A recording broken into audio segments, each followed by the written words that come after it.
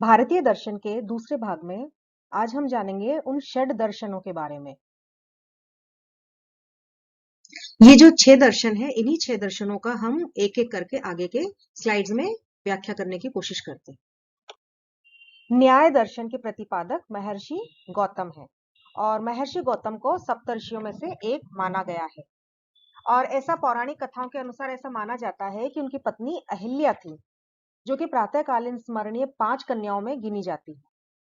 और जो महर्षि गौतम है, ये अहिल्या, इनकी पत्नी अहिल्या ब्रह्मा की मानस पुत्री थी, जो विश्व में अपनी सुंदरता के लिए अद्वितीय थी।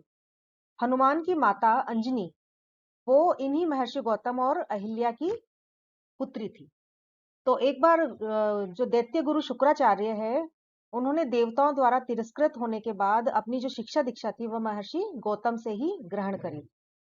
तो इस तरीके से महर्षि गौतम का नाम ऋग्वेद जो है, उसके बहुत सारे सूक्तों में कई बार आता है और उसमें जिक्र होता है। तो महर्षि गौतम रचित इस दर्शन में, न्याय दर्शन में, पदार्थों के तत्व ज्ञान से मोक्ष प्राप्ति का वर्णन है और पदार्थों के तत्व ज्ञान से मिथ्या ज्ञान की निवृत्ति होती है।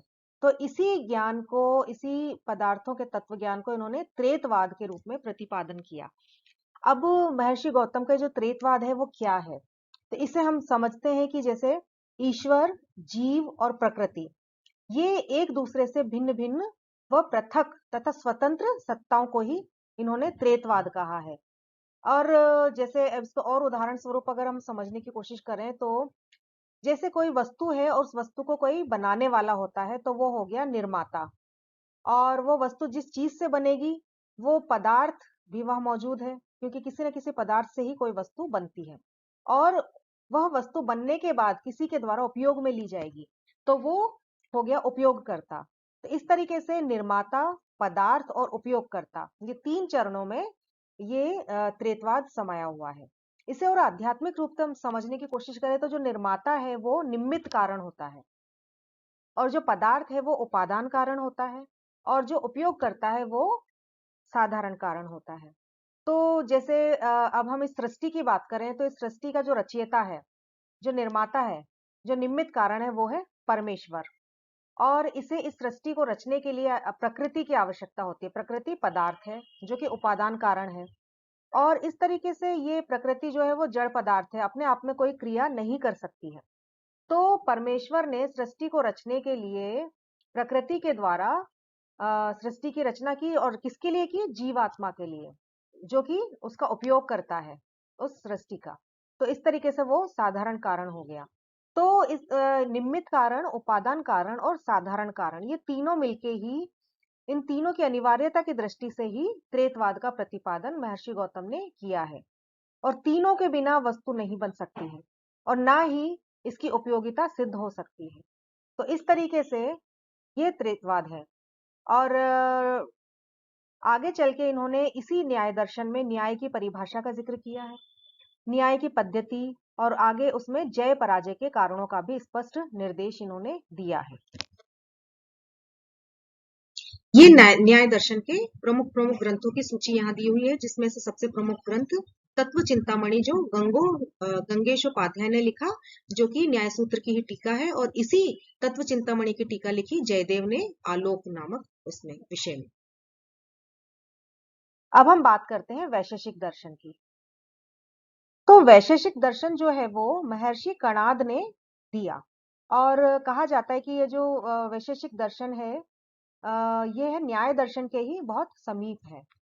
और वैशेषिक दर्शन में विशेष तथा परमाणु इसका प्रमुख विषय है, और ये जो विशेष और परमाणु का सिद्धांत है, ये महर्षि कणाद ने दिया है।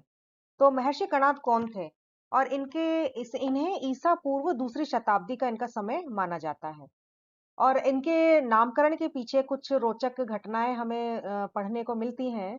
जैसे ऐसा कहा जाता था कि धान्य के कणों का संग्रह कर ये उसी को खाते थे और अपना जीवन यापन करते थे, तपस्या करते थे, तो इसीलिए इनका नाम कणाद या कण पड़ा। और आगे कुछ लोग ये भी कहते हैं कि परमाणु तत्व का सूक्ष्म विचार इन्होंने जो दिया, इसी कारण इनका नाम कणाद भी पड़ा।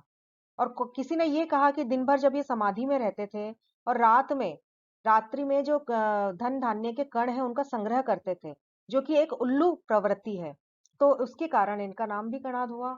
और किसी ने तो इतना तक कहा कि दिन भर तो ये समाधि में रहते थे और जब काम करने के लिए बाहर जाते थे तो अपने अनासक्त जीवन की मान्यता के अनुसार रास्ते में जितनी भी चीजें इन्हें पड़ी हुई मिलती थी या अन्न के कण थे मिलते थे तो वह उन्हें बटोरते थे और अपनी तपस्या करते थे।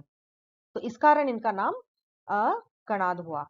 परंतु परमाणु तत्व का सूक्ष्म विचार देने का जो एक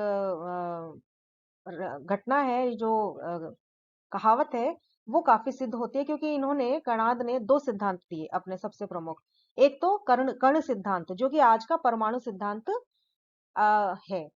और इस कण सिद्धांत में इन्होंने कहा कि भौतिक जगत की उत्पत्ति जो है वो सूक्ष्म अति सूक्ष्म कण या परमाणुओं के संघनन से होती है। और इन्होंने दूसरा जो सिद्धांत दिया वो दिया गति का नियम। तो गति का नियम जो भी न्यूटन से भी बहुत पहले का है। वेग 5 द्रव्यों पर निमित्त विशेष कर्म के कारण उत्पन्न होता है और एक नियमित दिशा में क्रिया करने के कारण नष्ट होता है या उत्पन्न होता है। तो इस तरीके से इनके जो ये परमाणु सिद्धांत, जिसे उन्होंने कण सिद्धांत कहा, और गति सिद्धांत, इन महर्षि कणाद की महत्वपूर्ण देन है। और इनका जो वैशेषिक दर्शन है वो न्याय दर्शन से बहुत ही समीप है।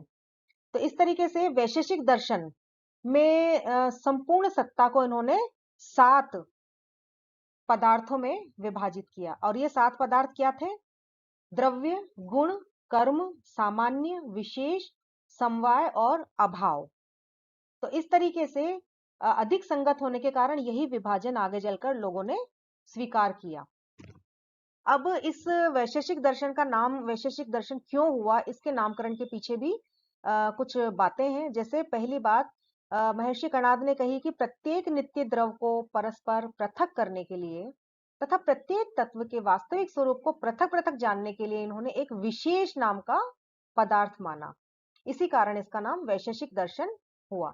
और दूसरा कारण यह है कि वैशेषिक दर्शन व्यवहारिक तत्वों का विचार करने में संलग्न रहने पर भी स्थूल दृष्टि से प्रत्येक वस्तु दूसरे से भिन्न है। इसीलिए इन्होंने जो एक परिचायक पदार्थ दिया, उसका नाम दिया, वो विशेष पर बल दिया। इसलिए प्राचीन भारतीय दर्शन की इस धारा को वैशेषिक दर्शन कहते हैं। तो इनके अनुसार 4 पैर होने से गाय और भैंस एक नहीं हो सकते। उसी प्रकार जीव और ब्रह्मा दोनों ही चेतन हैं, किंतु इन साधर्म्य से दोनों एक नहीं हो सकते। तो इसी तरीके से ये इनका वैशेषिक दर्शन है कि प्रत्येक प्रत्येक वस्तु, प्रत्येक सत्ता का अपने आप में एक विशेष जो पदार्थ है, और इसी विशेष के कारण इस दर्शन का नाम वैशेषिक दर्शन होता है। वैशेषिक दर्शन के प्रमुख ग्रंथों की यहाँ सूची दी गई है और इनका हम अध्ययन आगे चल के हम स्वयं चाहे तो बहुत गहराई से कर सकते हैं। अब हम सांख्य दर्शन की बात करते हैं। तो ये जो सांख्य दर्शन है, इसके रचयिता महर्षि कपिल है।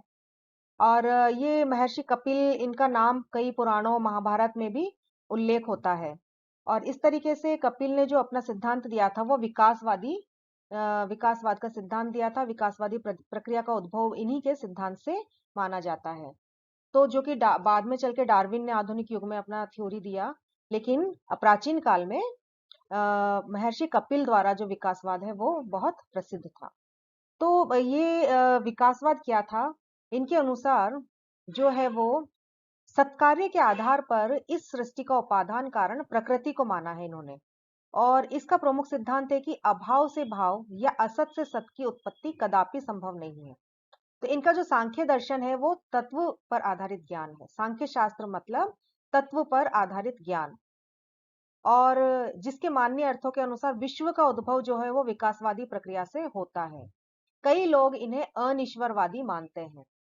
अनिश्वरवादी क्योंकि सांख्य दर्शन जो पूरा है वो निरीश्वरवादी द्वैतवाद है, निरीश्वरवादी द्वैतवाद।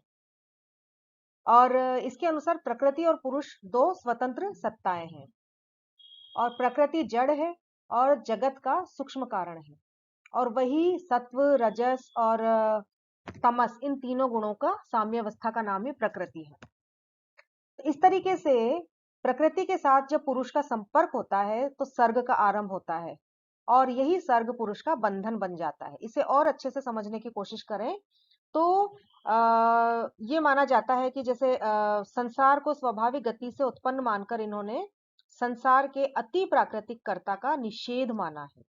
सुख दुख प्रकृति की देन है, पुरुष अज्ञान से बद्ध है और अज्ञान का नाश होने पर पुरुष और प्रकृति अपने अपने स्थान पर स्थित हो जाते हैं। अज्ञान पाश के लिए ज्ञान की आवश्यकता है और इसमें कर्मकांड की बिल्कुल भी इस तरीके से निरर्थक हो जाता है। तो ज्ञान मार्ग का जो ये प्रवर्तन है वो महर्षि कपिल की बहुत बड़ी देन है और आगे चल के बुद्ध, महावीर या जितने भी नास्तिक दर्शन हुए हैं वो इससे प्रभावित होते हैं। और वेदांत तथा योग दर्शन भी सांख्य दर्शन के जो त्रिगुणवाद है और विकासवाद है उससे अपनाते हैं और तो इनका प्रभाव आगे आने वाले सभी दर्शनों पर बहुत ही ज्यादा पड़ता है।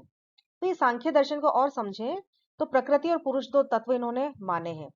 तो इस तरीके से जो प्रकृति है उसमें सत्व, रजस, तमस तीनों गुण होते हैं जो जिसे त्रिगुण कहा गया और यही इनका त्रिगुणवाद है। और सृष्टि के कुछ भी नया नहीं है, सब कुछ प्रकृति से ही उत्पन्न होता है और संसार प्रकृति का परिणाम मात्र है। प्रकृति जड़ है, पुरुष चेतन है। प्रकृति कर्ता है और पुरुष निष्क्रिय है। तो पुरुष चेतन है और जब वो प्रकृति में अपना बिंब देखता है तो वो अपने आप को ही कर्ता समझने लगता है और यहीं से अज्ञान आरंभ हो जाता है और इस अज्ञान में वो दुख भोगता रहता है, मोह को प्राप्त हो जाता है। लेकिन जिस समय उसे ज्ञान हो जाए कि पुरुष कर्ता नहीं है, मात्र साक्षी है, और तो प्रकृति का सारा नाट्य लीला ही समाप्त हो जाएगा और कर्म बंध से मुक्त होकर अपने केवल रूप को वो जान सकता है, जिसे ही केवल्य या मोक्ष कहा जाता है। तो यही परम पुरुषार्थ है। तो मुक्त पुरुष के लिए प्रकृति महत्वहीन हो जाती है और संसारी पुरुष के लिए प्रकृति सत्य बनी रहती है, क्योंकि प्रकृति का कभी नाश नहीं होता है। यही कारण है कि सांख्य में नाना प्रकार के पुरुष बताए गए हैं और लेकिन इन्होंने पुरुषों में भी जो सबसे उत्तम पुरुष है वो पुरुषोत्तम का जिक्र किया है, लेकिन उसी पुरुषोत्तम को ईश्वर माना है। परंतु सांख्य कारिका का जो दर्शन है उसमें ईश्वर को कोई स्थान नहीं है। कपिल भी निरीश्वरवादी ही थे, इसीलिए इसे निरीश्वरवाद द्वैतवाद कहा गया। और ईश्वरवादी सांख्य तो बहुत बाद में आगे चल के विकसित होता है।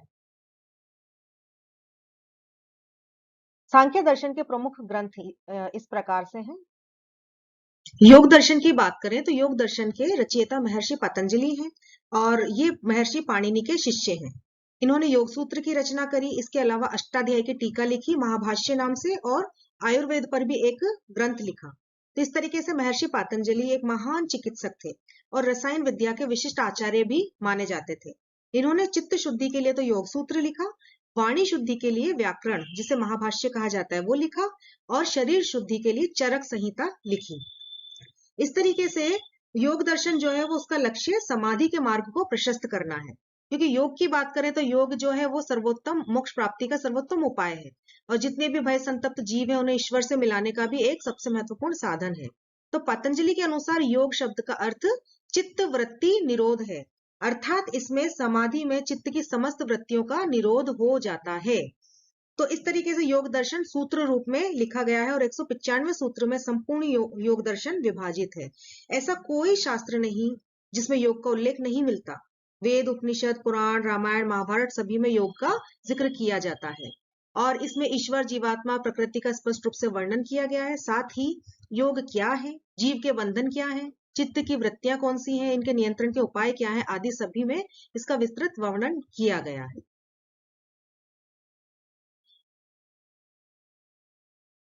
यहाँ योग दर्शन के प्रमुख ग्रंथों का जिक्र किया गया है। इसके बाद हम मीमांसा दर्शन का अगले वीडियो में व्याख्या करेंगे। Thank you so much.